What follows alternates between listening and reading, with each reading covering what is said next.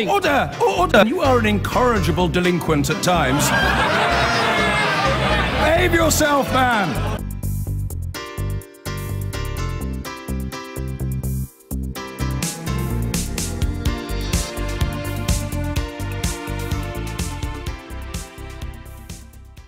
It's almost noon here in Westminster. Big Ben is there in all her glory, despite the scaffolding. Prime Minister's Questions, the first of the year, is on its way in a few minutes. Laura Kuenssberg is already here. Laura, Happy New Year to you. And to you. We were agreed while they were running that quiz, it's pretty hard for Mr Corbyn to avoid the NHS. I think it is. And I expect that he will probably be pushing Theresa May on the performance of the NHS in the last few weeks. Stories emerging all the time, not just of individual cases that have had awful consequences of people's experience in hospitals, but also stories like we've seen today, the front of the Times newspaper suggesting that one hospital in Oxford that you were talking about earlier. And also because tomorrow sees the latest set of statistics being published by NHS England on the performance of hospitals last week. Now, when you talk to people who are familiar with the health world, nobody expects those figures tomorrow to be pretty reading. And although the Prime Minister was asked about the NHS when she gave her interview at the weekend, she drew some criticism for the way she responded to it by kind of saying, well, oh, nothing's perfect. But what a lot of people in Westminster would now say is it's not just a question that nothing is perfect, that the NHS is reaching the kind of point where there has to be some kind of bigger thinking of how it copes and how it evolves and changes in the future. I suppose the risk we face at PMQs is that Mr Corbyn says NHS apples, and Mrs May says NHS pears. And we've been there before, haven't we, with our viewers? Yeah, absolutely, watching a statistics fest, the Prime Minister saying more people are being treated than ever before. True, the population is growing. Jeremy Corbyn saying the NHS has missed all 4 of its targets this year for the first time in modern NHS history. Also true, but actually we get a lot of heat and not very much light. But remember, the NHS is one of the political issues, I think much more so than Brexit, that really cuts through to people's everyday lives, and that's why it's a core campaigning issue. I was looking at quite a detailed survey that had been done by one of the very prestige public opinion groups, and it found that outside Westminster, Brexit was no big deal for most people. They didn't really care. But that the NHS was moving up the agenda, probably now clearly the top. Yes. That's why I say to you, Mr Corbyn has to go on that. It's a Labour issue. I think it's a logical conclusion that he will today. And I also think, you know, in number 10, they're very, very well aware of that. You know, it's said in number 10 circles when you talk to people who work there, they know that the next election, as they see it, is not going to be won or lost on Brexit. It is going to be won or lost on bread and butter issues and people's experiences of their own lives in the country. Now, it's not necessarily yet clear whether everybody up and down the country is finding that their own experience of the NHS is dreadful. That's not varied. Absolutely, hugely varied. But it is an issue that's sort of climbing the charts of political relevance, if you like.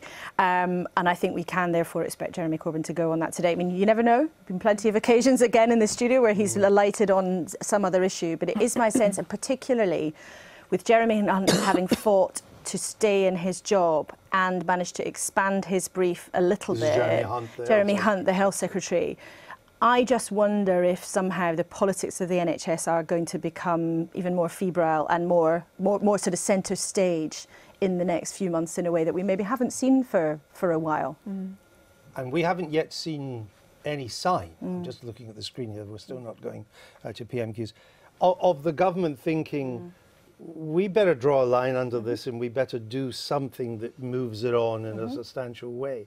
It's still fighting hand to mouth, week to week, isn't it, on this? Certainly on the NHS, yeah. There hasn't been any new big thinking on the NHS from this government in recent times, partly because what they did put forward in the manifesto, that idea on social care, which of course is absolutely interlinked and a critical part of why the NHS is having such problems. Exactly.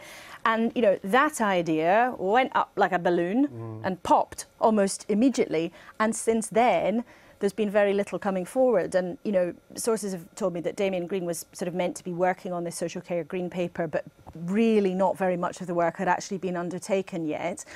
We will see, therefore, in the next couple of months what Jeremy Hunt comes up with. And I understand he is of the view, as is the Prime Minister, but he is strongly of the view that there has to be an acceleration in the integration of different bits of social care and the NHS, and I think that's probably something that Labour believes too. But not how they would do it. Not how they're going to do it. There's real issues around accountable care organisations, and there are already 8 pilots on this. It's an Americanised approach to it. You know, we have a publicly funded NHS, we have a privately funded social care. Because the social care homes are mainly privately owned. Absolutely, absolutely. So bring them together, you know, under a Tory government, I'm afraid, it doesn't bode well. But one thing that Tory politicians will also say, and indeed the Prime Minister has said this publicly, is money isn't always the answer. And when you look at different parts of the country, there are some parts of the country where social care and local hospitals and local GPs are pretty joined up. And the statistics show that people get better care and better attention. And in other parts of the country, the service where it's not so joined up isn't working as well. So they want to, I think, as I understand it, focus much more on that. But also, most people privately, including in the Tory party, will acknowledge that somehow more money is going to have to go into the system. The question is how you actually do it. And various ideas have been knocking around last week when some of the terrible stories about the current pressures on the NHS were emerging.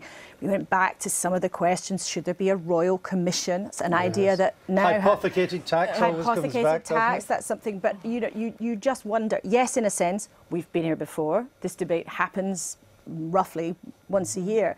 But you do get a sense that maybe we are sort of tiptoeing towards a moment where actually it won't just be a debate, it will actually be decisions. But as you point out, Laura, a lot of the good work that's being done in the NHS is driven by the fact that under this government we sought to put local healthcare managers in charge, and they are finding a way to, for example, work together with the social care budget to give a much better outcome for patients. So but not I know everywhere. Jeremy Hunt, well, not everywhere, but Jeremy Hunt is very much focused on enabling local healthcare managers to own the problem, to make the decisions about which parts of the estate they need, about where they want to invest. And of course, there's amazing advances in technology, robotics and so on, which will really have the potential to transform operations. Tinkering around at the edges, make it, well, really. no, I don't think because it the is. 2012 Act said, I'm sorry, we don't want you to collaborate, because the whole point of the 2012 Act was about competition. And the 2012 Act prohibited people from actually collaborating. Right, let me interrupt you. Now, the Speaker, who normally lets question time overrun, has now started it late by about 6 minutes. Let's go straight to the Chamber. Thank you. Thank you, Mr. Speaker.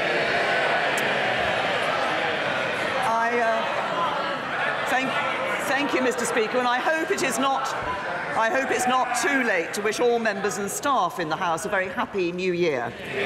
Mr. Speaker, this morning I had meetings with ministerial colleagues and others. In addition to my duties in this House, I shall have further such meetings later today. Mike Amesbury. I too would like to wish members of staff a happy new year. At least 1.4 million households across the UK have been victims of unfair practices in the leasehold market, including my constituent, Emily Martin. In advance of any intended legislation, what commitment will the Prime Minister make to ensure that Emily and thousands of people tied into this pit-like scandal are compensated by developers now? Can I say to the honourable gentleman that we are concerned when we hear of unfair practices taking place. I'm sure that the Housing Secretary would be happy to hear of the particular case as an example of this. We are looking to see what action the government can take to ensure that people are secure in their homes and that they are not subject to practices that they should not be subject to. James Cleverly. Thank you, Mr. Speaker. Mr. Speaker, in December, when the Brexit Secretary met Michel Barnier, they hugged. In that spirit, would my right honourable friend, the Prime Minister, passionately embrace, not me, Mr. Speaker, don't worry, would she passionately embrace the agenda that she set out last year to build a Britain fit for the future, to encourage home ownership, improve education and health and life chances, and leave this country in a better place than when we found it? Well, I have to say to my honourable friend, he talks about passionate embraces. I don't think he's ever had the kiss that he once asked for. But he's, if I may say, he's absolutely right. We are determined to deliver a Britain that is fit for the future, and that does mean we need to get Brexit right. but it means we need to do a lot more. He references house building. Yes, we are committed to building the homes that this country needs. That's why we've put 15 billion of new financial support available over the next 5 years. It's why we scrapped stamp duty for 80% of first-time buyers. We're also improving school standards. 1.9 million more children in good or outstanding schools today, and we're protecting our natural environment. We're building a Britain that can look to the future with optimism and hope. Jeremy Corbyn. Thank you, Mr. Speaker. Mr. Speaker, could I wish you and all the House and all our staff a very happy New Year? Everybody's agreed? Yeah? Thank you. Just to, Mr. Speaker, I know it seems a long time ago, but just before Christmas I asked the Prime Minister about the 12,000 people left waiting more than half an hour in the back of an ambulance at A&E departments. She told the House the NHS was better prepared for winter than ever before. So what words of comfort does the Prime Minister have to the 17,000 patients waiting in the back of ambulances in the last week of December? Is it that nothing is perfect by any chance? I fully accept that the NHS is under pressure over winter. It is regularly under pressure at winter times. I've been very clear. I apologise to those people who've had their operations delayed and to those people who have had their admissions to hospital delayed. But it is indeed the case that the NHS was better prepared this winter than ever before. And it might be helpful. Yes. It might be helpful if I let the House know some of the things that were done in order to ensure that preparedness. More people than ever before having flu vaccines, 2,700 more acute beds being made available since November. For the first time ever, we have seen urgent GP appointments available across the Christmas period across this country. More doctors specialising in treating the elderly in accident and emergency. But the Right Honourable Gentleman mentions the last exchange that we had in this House. In our last exchange, he said mental health budgets have been cut. That is not right. Simon Stevens from the National Health Service has made clear that mental health spending has gone up both in real terms and as a proportion of the overall spending. So will he now apologise for what he previously said? Mr. Speaker, the Prime Minister knows full well that CAM's budgets have been raided and that many people that need help are not getting that help. And Mr. Speaker, we saw on ITV News the other night that nurses are spending their entire shift treating people in car parks because of backed-up ambulances. We know the Prime Minister recognises there's a crisis in our NHS because she wanted to sack the Health Secretary last week but was too weak to do it. And if the NHS is so well-resourced and so well-prepared, why was a decision taken last week to cancel the operations of 55,000 patients during the month of January? I say to the Right Honourable Gentleman. Well, from the front bench, the Labour Party say apologise. Actually, if he had listened to the answer that I gave to his right honourable friend, the Leader of the Opposition, I made clear that I have already apologised to those whose operations have been delayed, and we will make sure that those operations are reinstated as soon as possible. We are putting record funding into the NHS and record funding into mental health. But he keeps on about the preparations for the National Health Service. I was very pleased last week to be able to go and say in person a thank you to staff at Frimley Health Trust from both Frimley Park and Wexham Park hospitals for the work that they have been doing to deliver for patients across this period of particular pressure across the winter. our NHS staff, and that's not just doctors and nurses, it's support staff like radiographers, it's administrative staff, it's porters, it's everybody working in our National Health Service, do a fantastic job day in and day out, and they particularly do that when we see these winter pressures. But in terms of being prepared, this is what NHS providers said only last week. Preparations for winter in the NHS have been more extensive and meticulous than ever before. Jeremy Corbyn. Mr. Speaker, we all thank all NHS staff for what they do, but the reality is that the 55,000 operations cancelled means that those 55,000 people join the already 4 million waiting for operations within the NHS. Perhaps the Prime Minister could listen to the experience of Vicky.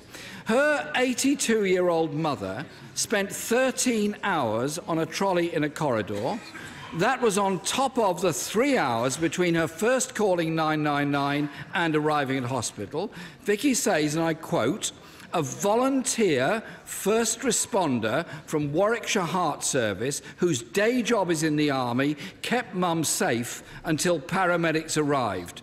Her mother then suffered a heart attack just a week before. This is not an isolated case." Does the Prime Minister really believe the NHS is better prepared than ever for the crisis it's now going through? First of all, can I say to the right honourable gentleman that nobody wants to hear people having to experience what Vicky and her mother had experienced. And of course, we need to ensure that we learn from these incidents, and that's exactly what we do in the National Health Service. And I'm very happy to ensure that that particular case is looked at, if he would like to provide me with the details of that particular case. But week in and week out in the run-up to Christmas, and now today, what the right honourable gentleman is doing is giving an impression of a National Health Service that is failing everybody that goes to use the NHS. The reality in our NHS is that we are seeing 2.9 million more people now going to accident and emergency. We're seeing over 2 million more operations taking place each year. Our National Health Service is something that we should be proud of, and that's why it's a first-class National Health Service, a first-class National Health Service that has been identified as the #1 health system in the world. That means it's a better health system than Australia, the Netherlands, New Zealand, Canada, Switzerland, Sweden, France, Germany and the United States of America. Mr. Speaker, we're all on this side of the House very proud of the principle of the National Health Service, healthcare as a human right. But the reality is that in the past year, 565,000 people have spent time on trolleys when they should be treated. The number of elderly people being rushed into A&E from care homes has risen by 62% since the Tories took power. Care Quality Commission figures suggest that nearly a quarter of homes need improvement. Not only is this robbing older people of their dignity, but it's putting pressure on A&Es and on ambulance services. So why, instead of dealing with the social care crisis, has the Prime Minister rewarded the Health Secretary with a promotion and a new job title? Can I say to the right honourable gentleman that I think there are many voices across this House, including those from his own party, who have been encouraging me to ensure that we see better integration between health and social care. I'm pleased that we have recognised this by making the Department of Health the Department for Health and Social Care, and that has been recognised by Age UK, who have said that this is a welcome and long overdue recognition of the interdependence of health and social care. I saw for myself last week at Frimley Park the good work that is being done by some hospitals up and down the country, working with GPs, working with care homes, working with the voluntary sector to ensure that elderly people can stay at home safely and do not need to come into hospital with all the consequences of them coming into hospital beds. That's the way forward. That's what we want to do, ensuring that we're seeing that integration of health and social care at the grassroots level. But the way the right honourable gentleman talks, you would think that the Labour Party had all the solutions for the National Health Service.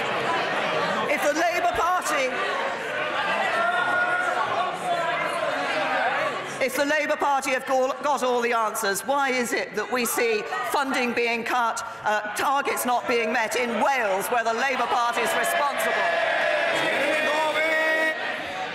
Mr. Speaker, the Prime Minister leads a government that's responsible for the funding of national governments such as in Wales. She knows full well what's been cut from Wales.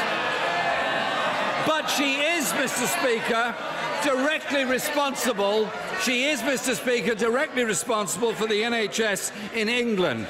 And giving the Health Secretary a new job title won't hide the fact that £6 billion has been cut from social care under the Tories. Mr. Speaker, part of the problem with our NHS is that its funds are being increasingly siphoned off into private companies, including in the Health Secretary's area of Surrey. Order, Mr. Shelbrooke, calm yourself, man. You're supposed to be auditioning to become an elder statesman. But there are many more auditions to come on President Evidence. Calm yourself, it will be good for your health. Jeremy Corbyn.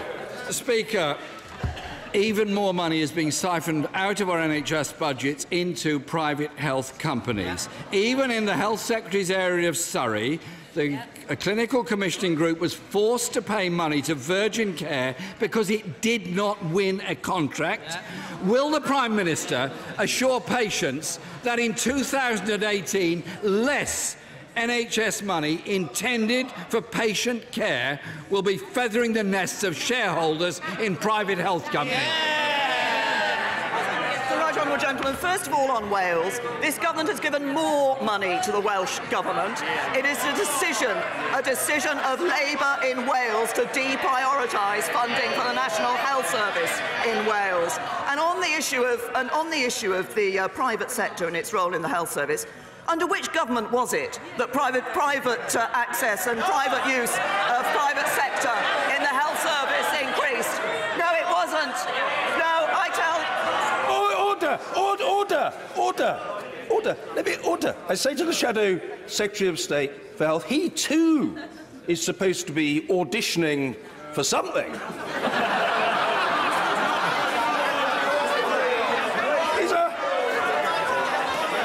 He's normally a very amiable fellow, but he's gesticulating in a very eccentric fashion. He must calm himself. It's not necessary. It's not good for his image. Prime Minister. I say to the Right Honourable Gentleman, first of all, we've put more money into Wales, but the Labour government in Wales has decided to deprioritise funding for the National Health Service. And the increase that was seen in private sector companies working in the health service wasn't under the Conservative government, it was under a Labour government of which the Right Honourable Gentleman was a member. Jeremy Corbyn! My honourable friend, the Shadow Health Secretary, is auditioning to be Health Secretary, and he shows real passion for our NHS.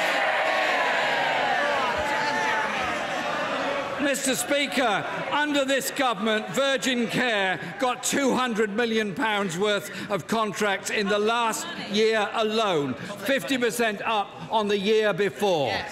Mr. Speaker, the Prime Minister needs to understand that it's her policies that are pushing our NHS into crisis. Tax cuts for the super rich and big business are paid for, yes, Mr. Speaker, they're paid for by longer waiting lists, ambulance delays, staff shortages and cuts to social care. Creeping privatisation is dragging our NHS down.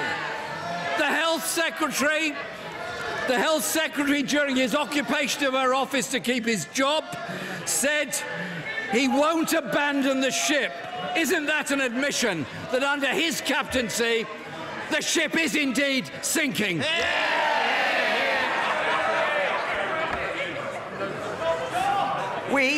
This government is putting more money into the National Health Service. We see more doctors in our NHS, more nurses in our NHS, more operations taking place in our NHS, more people being treated in accident and emergency in our NHS. But we can only do that. We can only do that if we have a strong economy. And what would we see from the Labour Party? We've turned the economy round from the recession that the Labour Party left us with. What do we know? What do we know about the Labour Party's economic policies? Well, we were told all about them from the description from the Shadow Education Secretary, who I see is not in her place on the front bench today. I do apologise. I didn't realise, Mr. Speaker, I did not realise the Shadow Education Secretary was herself undergoing medical treatment. I apologise unreservedly for that comment. But I do have to say that she did describe the economic policies of the Labour Party in unparliamentary terms. It did include the word bust, but she did say that the Labour Party's economic policy was high risk. Now, that means high risk for taxpayers, high risk for jobs, and high risk for our NHS. And that's a risk we will never let them take. David Morris! Here, thank you, Mr. Speaker. On to a positive note on the NHS. My NHS trust, Morecambe Bay, has turned around from being one of the worst trusts in the country, and it was safe to say that 5 years ago, to one of the best. That was because of injections of huge amounts of cash, but the staff there were amazing. They turned that hospital around. And Jackie Daniels, the chief... Order. Can I just gently invite the honourable gentleman to be sensitive to time? What we want is not a long spiel, but a short question with a question mark at the end of it. David Morris. Thank you, Mr. Speaker. Mr. Speaker, Jackie Daniels received a damehood for turning around Morecambe Bay Trust. Very positive, along with the staff. Would my honourable friend, the Prime Minister, look forward to working with her successor and carry on turning around Morecambe Bay Trust, and wish Jackie well? I'm happy to join my honourable friend in paying tribute to the work of the staff at the Morecambe Bay Trust, and particularly to wish Dame Jackie well and to recognise and pay tribute to the work that she's done in turning that trust around. It's just another example of the huge gratitude that we owe to our NHS staff who work so tirelessly on our behalf. Blackford. Thank you, Mr. Speaker. Can I wish you, all staff and all members, a good new year? Mr. Speaker, the government's EU withdrawal bill was quite simply not fit for purpose and must be changed. These are not my words, these are the words of the honourable member for East Renfrewshire. Does the Prime Minister agree with her colleague that we must amend Clause 11, which is nothing more than a power grab from Scotland? The honourable gentleman knows full well that we have said that we will look to improve Clause 11. Indeed, if he was in his place when my right honourable friend, the Chancellor of the Duchy of Lancaster, was answering questions earlier, he made it very clear that we continue to look to amend Clause 11. We are, however, and this is something I discussed with the First Minister before Christmas, we are looking to work with the devolved administrations to ensure that we put the right frameworks in place so that when we come to bring any amendment forward, it is in the best being done in the best possible way in the interest of all concerned. I thought that had been accepted by the SNP, but we will be looking to bring forward amendments in the Lords. Ian Blackford. Mr. Speaker, that simply is not good enough. The Secretary of State for Scotland promised a powers bonanza for Scotland, and that crucially amendments would be tabled ahead of next week's debate. Yesterday, it was revealed that no amendments would be lodged. The Tories always promise Scotland everything and deliver nothing. The Prime Minister has one last chance. Will she assure the House that these amendments will be tabled ahead of next week, as promised? The SNP say they want to work with us on the frameworks, on the future frameworks, and we are doing exactly that. They say they want Clause 11 amended, and we are doing exactly that. My right honourable friend is intensifying his discussions with the Scottish Government and indeed with the Executive in Wales as part of this. We will be bringing forward amendments, but the honourable gentleman says that this is a government that never delivers for Scotland. £2 billion extra as a result of the budget, that's delivering for Scotland. Stephen Kerr! Mr. Speaker. Speaking of delivering for Scotland, the Stirling and Clackmannanshire City Region deal is a massive investment in Scotland's economy and a huge vote of confidence in Scotland by a Conservative and Unionist government. With projects like the UK Institute for Aquaculture and the National Tartan Centre, which will have UK-wide impact and global reach, will the Prime Minister confirm to me today now that the UK Government is ready to sign off the heads of agreement with the Scottish Government and the local councils so that we can get to work? I'm very happy to give that commitment to my honourable friend and to say this is another example of how this is a government that is delivering for Scotland. I know the importance of this particular deal, the Stirling and Clackmannanshire deal. It will be transformative. My honourable friend has championed this cause since he became elected. He's doing a great job for his constituents, and we're all working to get an agreement as soon as possible. Emma Hardy. Thank you. Mr. Speaker, I've been contacted by 11 constituents who are frightened and many of them suicidal because they've been told by either Hull or East Riding CCG that their desperately needed pain infusion treatment will be stopped. This is the cruel reality of the NHS having to ration treatment due to funding cuts. Will the Prime Minister personally intervene to ensure Hull and East Riding CCG review their decision and guarantee them the additional funding to allow them to deliver it? Can I say to the honourable lady that we are putting extra money into the National Health Service? We are not cutting the funding for the National Health Service. CCGs will be taking individual decisions about how they apportion their funding, but to stand up here and suggest that we are cutting funding to the National Health Service is plain wrong. Lucy Allen. Thank you, Mr. Speaker. Telford is a rapidly growing new town where thousands of new houses are built every year, and people come to Telford to buy their home on a new build estate and live their dream. But for far too many, the reality is unfinished communal areas, unadopted roads, non-compliance with Section 106, developers failing to take responsibility, and the local council passing the buck. Colleagues across the House see similar problems in their constituencies. Will the Prime Minister agree to strengthen the rights of homeowners on new build estates so people can come to Telford or to any other new build area and buy a new build home confident they can live their dream? Yes, well, I'm happy to say to my honourable friend that, of course, we recognise the concern that she has raised. I think this was a similar issue that the honourable member for Weaver Vale was raising in the first question that he asked. I understand, by the way, it's Telford's 50th anniversary, so I congratulate Telford on its 50th anniversary. We are committed to legislating in relation to the unfair practice that she's identified, because it's only fair that freeholders should have the same rights as leaseholders to challenge the reasonableness of the service charges that they're being submitted to. Wishart.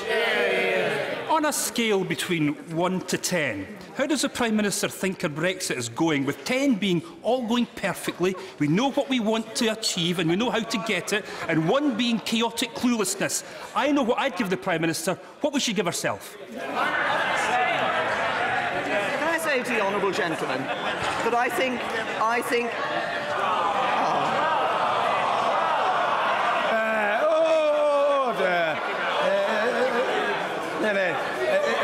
let me just say to the honourable gentleman who I've known for a long time, I think when he comes to reflect on his conduct, he'll know he can do better than that. He can do better than that. The Prime Minister. Thank you, Mr. Speaker. Can I say to the honourable gentleman that I think anybody who saw the success we had in negotiating phase 1 of Brexit and getting that sufficient progress will say that actually this is a government that knows what it's doing and is getting on with the job and is doing well. Dame Cheryl Gillan.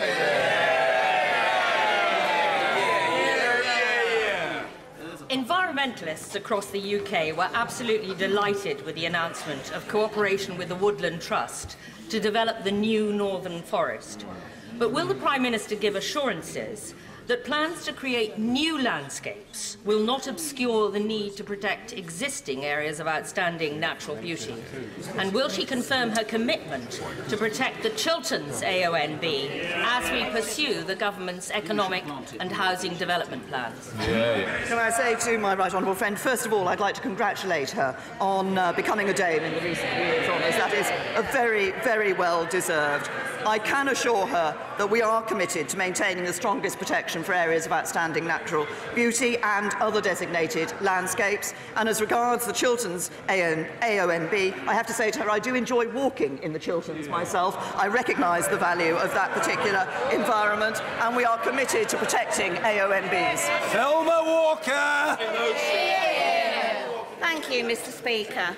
I was a teacher and a head teacher for 34 years, so I know that I speak on behalf of thousands of teachers and support staff when I ask Prime Minister, in light of the recent announcement of a fall in teacher training application numbers by a third, will the government listen to professionals and fully and fairly fund our schools and colleges, end the toxic culture of targets and tests, deliver a broad and balanced curriculum, and most of all, return the joy of teaching and learning back to our classrooms?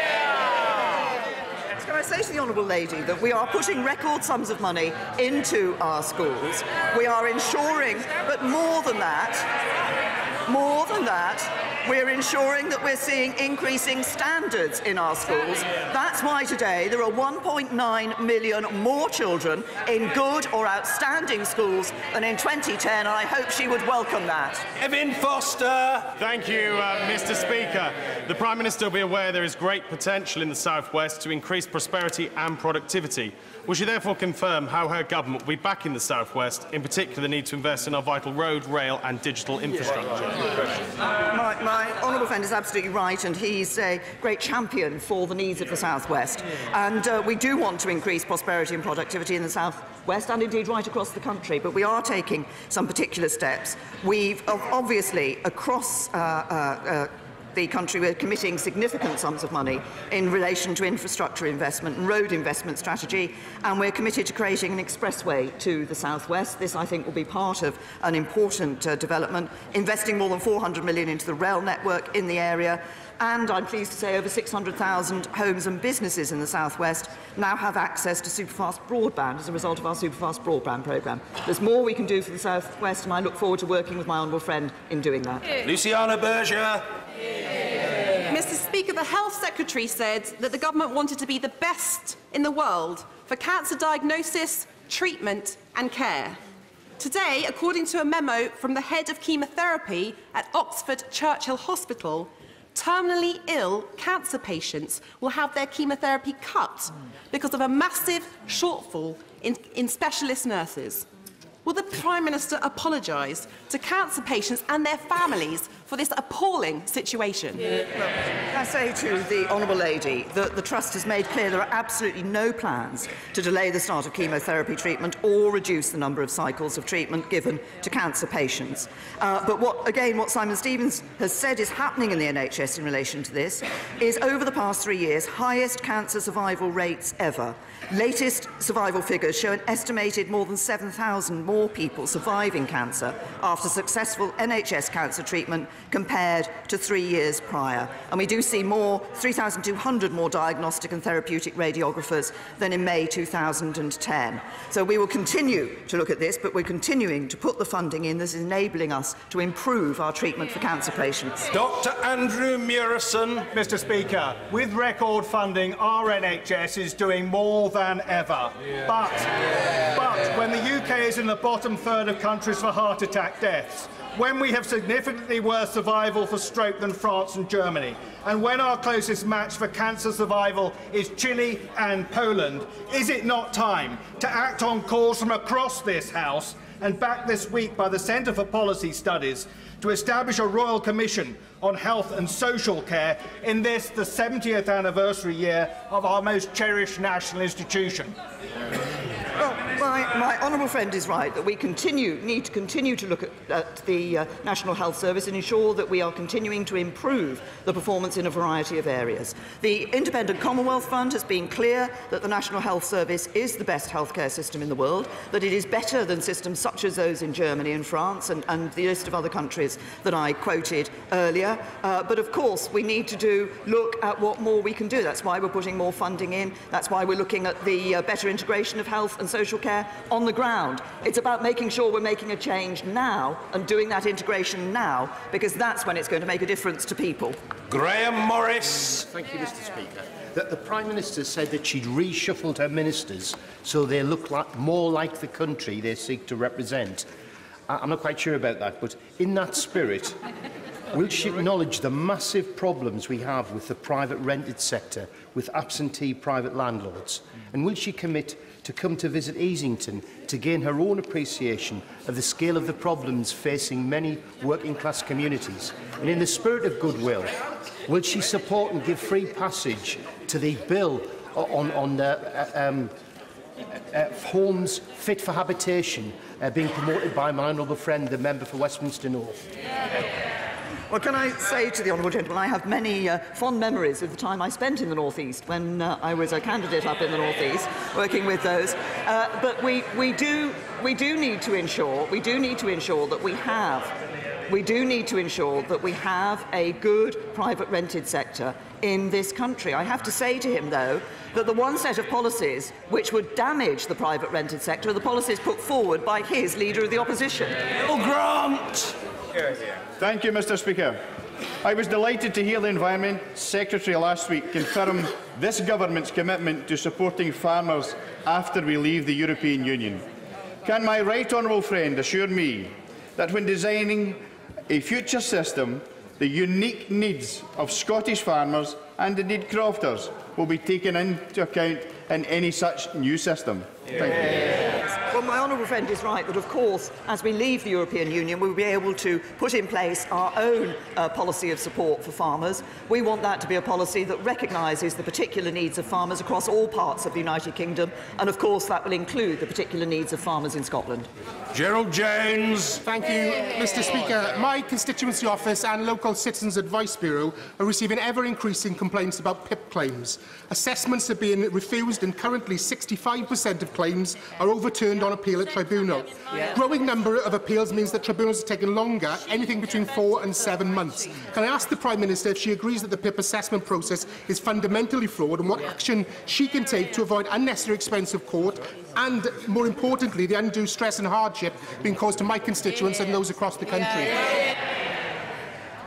Well, I understand the point that the honourable gentleman is making about ensuring, as we want to, that these assessments are being conducted as well as they can, and that people are getting the awards that they are in fact should be getting and that they're entitled to. In fact, since we introduced the personal independence payment, we've carried out around 2.9 million assessments. 8% of those have been appealed, but only 4% of those decisions are changed following an appeal. And in the majority of cases, it's because new evidence is presented at the appeal than was presented when the original case was being put forward. But of course, the Department for Work and Pensions continues to look at ensuring that when these assessments are made, they are done properly and that people get the right results. Caulfield. Thank you, Mr. Speaker. My constituent Justin Bartholomew was just 25 when he committed suicide late last year. His family are convinced that his intake of high-energy drinks, over 15 cans a day, increased his anxiety and contributed to his death. Given the increased safety concern around the high-energy drink market and the actions of people like Jamie Oliver and Waitrose, would the Prime Minister consider introducing a national ban on the sale of these energy drinks for under-16s? My honourable friend has raised a tragic case, and I know that the thoughts and sympathies of the whole House will be with the family and friends of Justin Bartholomew. Of course, we have introduced the soft drinks industry levy. We do recognise that there are issues around drinks that are high in sugar, and we know that energy drinks high in sugar can be damaging to children's health. We're supporting schools and parents to make healthier choices and to be able to identify those through clearer labelling, through campaigns. But of course, this is an issue that the Department of Health and Social Care will continue to look at, and they'll continue to look at the scientific evidence in relation to these drinks. Thank you, Mr. Speaker. I have a constituent that escaped an abusive relationship and has been passed from pillar to post between the old Child Support Agency and the new Child Maintenance Service. Now, after 4.5 years of this, she's now been told by the CMS that she has to start the whole process all over again. And on top of that, they're insisting that she passes on her personal and her bank details directly to her ex-partner to receive payment. So will the Prime Minister agree to help resolve this problem and agree to look at the system that's allowed this abuse to continue? I say to the Honourable Lady that obviously she raises a distressing case. I recognise there are arrangements in place which would ensure that an individual would not, as I understand it, have to pass their bank details on directly. The fact that her constituent has been asked to do that, I think, is something that should be looked into, and I'm sure if she passes those details to the appropriate department, they will look into it. Colin Clark. Thank you, Mr. Speaker. Does the Prime Minister welcome the findings of the Social Research Survey that the majority of Scots believe the rules on trade and immigration should be the same in Scotland as in the rest of the UK? It looks like they agree we are better together. Well, I think my honourable friend has raised a very important point. People across the UK want to see controlled immigration. That's people in Scotland as well as people in the rest of the United Kingdom. And as we leave the European Union, we'll be able to introduce our own immigration rules and control that immigration from, to Britain from Europe. The only point of differentiation is, of course, we do have a Scotland-only shortage occupation list to recognise the particular labour market needs in Scotland. But for the most part, that has actually matched the UK-wide shortage occupation list. And I think that shows this is an issue for the whole of the UK, and we need the same policy approach. Mr. Speaker, in a March 2005 interview, the Prime Minister said, "Not getting things done and seeing people's lives hurt by government bureaucracy makes her depressed." In light of this comment, can the Prime Minister tell me whether she considers it reasonable and acceptable for the DVLA to withhold my constituent, Mr Coleman's licence for over 18 months, despite evidence showing he was fit and able to drive, as she has not responded to my letter of the 5th of December? Well, first of all, I will ensure that the Honourable Lady receives a response to the letter that she has sent me. Obviously, she's raised a particular case in this House. I will need to look at the details of that case, and I will respond to her letter. Simon Clark. Mr. Speaker, last week, Cleveland Potash announced 230 job losses at Bolby Mine in my constituency. This is devastating for Loftus and the wider East Cleveland community, where the mine is by far and away the largest employer.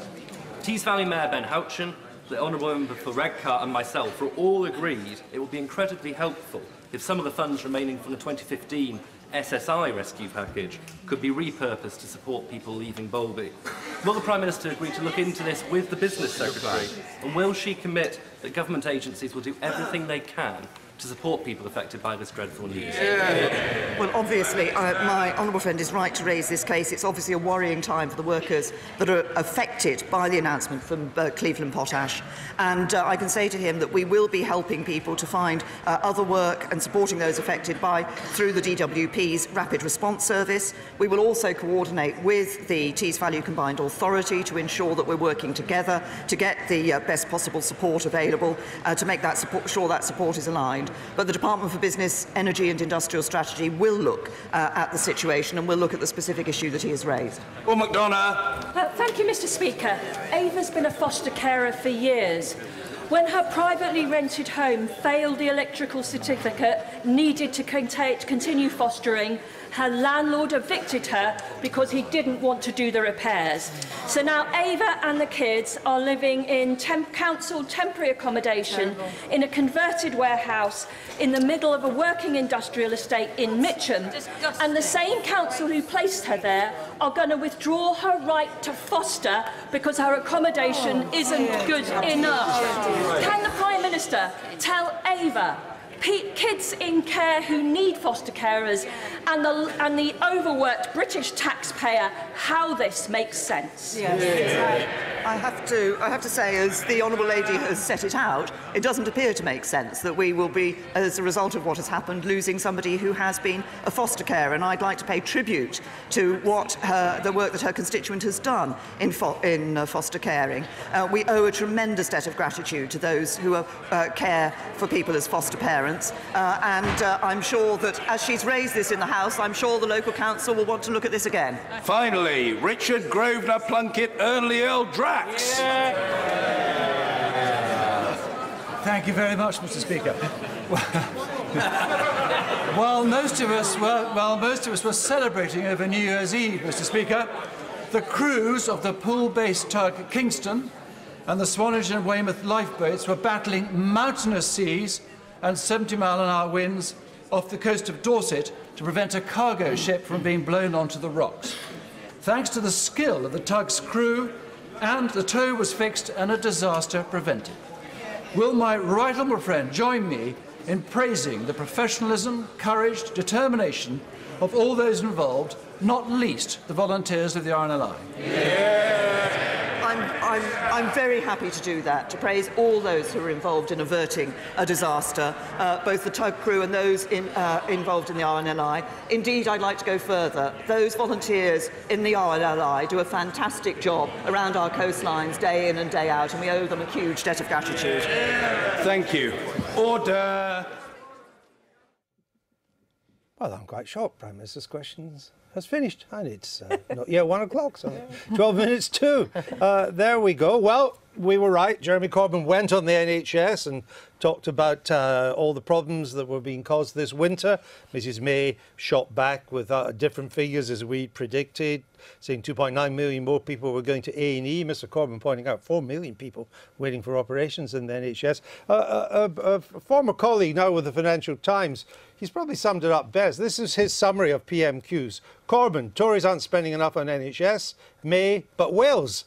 Corbyn, Tories want to privatise NHS. May, but Tony Blair. Corbyn, Tories only care about the rich. May, but we save the economy.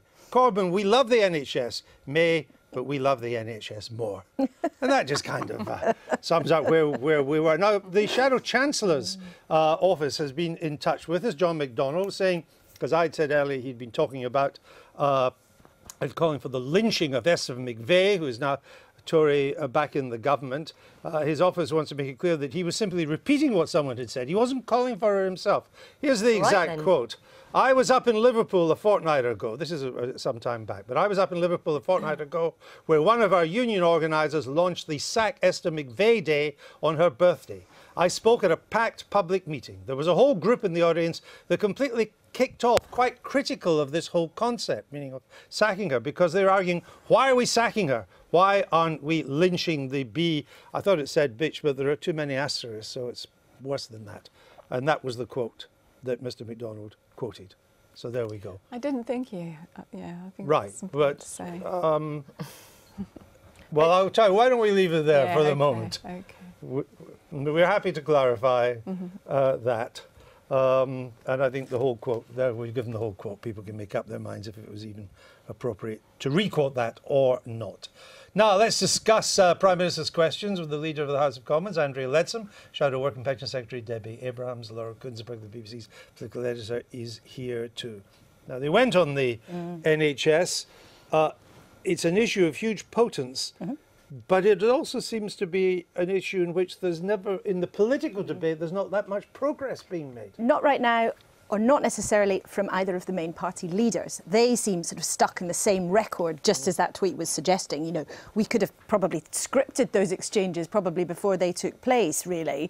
But interesting, though, the volume of questions on the NHS, and interesting too from a Tory MP, Andrew Murison, saying, isn't it time for that Royal Commission? You know, another code for saying, look, we have to have a national discussion about the longer term future of the health service. Theresa May did not take the opportunity of taking up that idea or ever even really responding to it. But it does, that session does, you know, add credence to the feeling that somehow the politics of the NHS are going to move back towards the centre stage in the next couple of months.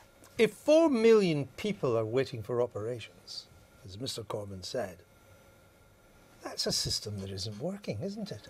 Well, you know, I have to say again, as the Prime Minister's just said, the NHS is doing an incredible job seeing more people than ever before. But it always sees more people than ever before. Yeah, well, that's exactly right. And it is, as I said earlier... That never changes, it always does. It is the best healthcare system in the world, according to the Commonwealth Fund. According to that one fund, but we've been through that. If 4 million people are waiting for operations, how can it be the best system in the world? Well, just to unpack that a bit, people don't have an operation the day they're diagnosed, so you'd have to actually explain what exactly does that mean. I, like everyone in this country absolutely love and value the work of the NHS, and the government is absolutely committed, as would be a Labour government, to making the NHS more successful. And as we were saying earlier, what this government is seeking to do is to put the power into the hands of the professional doctors and healthcare managers who know best what's needed in their area and can therefore make those priorities. And some of those priorities do mean reorganising at the local level, as we discussed earlier, to try and free up beds for more people to be able to go into hospital for operations. So to make it more efficient and more effective does require that you look more locally. But I also think that combining with social care to make sure that there is that join-up, that you're not finding that someone can't go out of hospital because there's no one to take care of them when they get home, that's going to be really important, and that's a real priority for the government. The Prime Minister gave us an example of the NHS succeeding, is that 2.9 million people are now going to A&E. Why is the number of people going to A&E a measure of success? I couldn't agree more. I mean, well, it was just a question. Yeah, no, well, I don't think it is. And we also need to recognise that half of the walk-in centres have been closed by this government, which was a way of actually ensuring that there wasn't this massive pressure put on accident and emergency, which is the worst place for somebody who may be potentially ill anyway to go. Why is it a measure of success? I don't think the Prime Minister was saying that. I think she was reflecting the fact... No, but she wasn't saying it's a success that people are going to A&E. She was reflecting the fact that A&Es are coping with many more people on an incremental basis all the time. So the numbers, the volumes of people going to A&E are increasing dramatically. That's one of the things I know that the health team are looking at. Is but isn't that a failure of other parts of the health? Well, it's a failure of the GP system as I was if people are having to go to A&E. Yeah, but as I was just saying, one of the things that we're looking at is how to make sure that all of those people going to A&E need to go to A&E, that they're not people who could go somewhere else, either to their GP or indeed use a NHS online or the 111 service, so that people could actually get the right appropriate care for their needs rather than just going to the... Let's move on to Brexit just briefly as we come to the end of the programme, because it will be with us throughout 2018 as it was with us throughout 2017. What happened to the appointment of a Minister for No Deal? Well, Andrew, you sort of are setting out these things as if they were matters of fact, but nobody ever said that there was going to be a Brexit Minister for No Deal. Personally, I'm delighted to see the refresh of the Brexit team. I think Suella Fernandez is a great addition to the team. She has been very knowledgeable and committed to making a success of Brexit. She's a new addition to the team to help make sure that we're prepared for all eventualities. Were you expecting a minister, I was Andrea not, Leadsom, no. for No Deal? You weren't? As I say, it's a matter for the Prime Minister. Here, because rather a lot of your Brexiteer colleagues were absolutely expecting that there would be a Minister for No Deal who would be allowed to attend the Cabinet. Many of them believed that they were told and had actually assurances, not just in the last few days, but over the last period of months, that there would be probably Steve Baker, the current Minister for State at Dexia, and of course very well respected and well liked Brexiteer. There absolutely was an expectation, and rather a lot of Brexiteers, who Theresa May has to keep on side, are extremely cross about the fact that this did not happen. Now, of course, reshuffles, of course, are always, you know, full of chat and gossip and rumour and all the rest, but rather a lot of people who Theresa May needs on side are very angry about the fact that this did not happen. They believe that they had the assurances that it was going to happen. And the reason that they are so cross about it is that for some elements in the Tory party, and I would imagine, Andrea Leadsom, you would agree with this, it is important that Britain credibly appears willing to walk away from the talks if there isn't a decent deal on effort. Can I just say there's a huge amount of work going on looking at all possible outcomes, and I sit on a committee with Steve Baker where we do specifically look at outcomes for all different eventualities. That work has been ongoing for a very long time. It's not something you'd suddenly start doing right now. But I do think it's been great to see the new strengthening of the team, to see some fresh faces there and some people with real expertise. Because if the government had appointed a minister for no deal, Labour would have had to have appointed an opposite number, wouldn't they? Well, we don't automatically reflect... you don't automatically match person for person? So, for example, Barbara Keeler has been responsible for social care. We've had a very tight policy around health and social care. What about the idea of a minister for no deal?